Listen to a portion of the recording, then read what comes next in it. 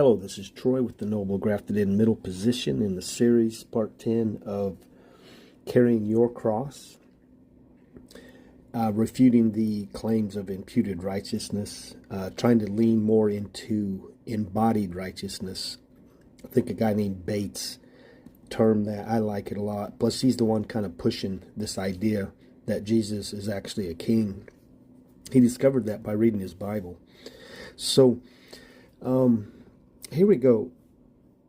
In verse 17, so we're at 1 Peter 1, chapter 1, verse 17, speaking of Jesus Christ as obedient children, which would take us to doers, depending on divine character, obedience to objective truth, which would be the Word, eagerly expecting eternity, reconciled to the Father through the resurrection, meaning you have a new life, a Spirit-led life. And what we're teaching is Jesus went ahead of us, not instead of us. So he died in solidarity with us. He died as our representative.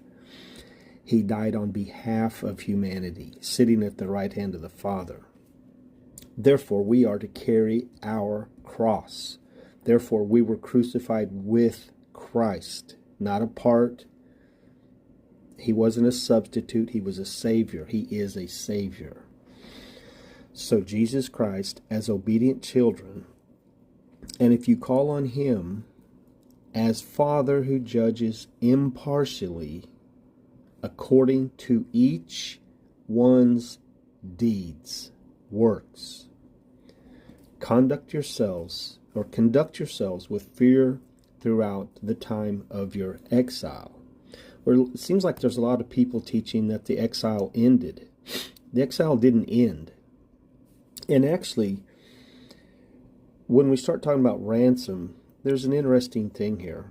Instead of ransoming us from the devil, ransoming us from God, who purchased the church with His own blood, knowing that you were ransomed. So one's deeds, conduct yourselves with fear throughout the time of your exile, knowing that you were ransomed from not God, not Satan, from the futile ways inherited from your forefathers, not with perishable things such as silver and gold, but with the precious blood of Christ, ransomed with the precious blood of Christ.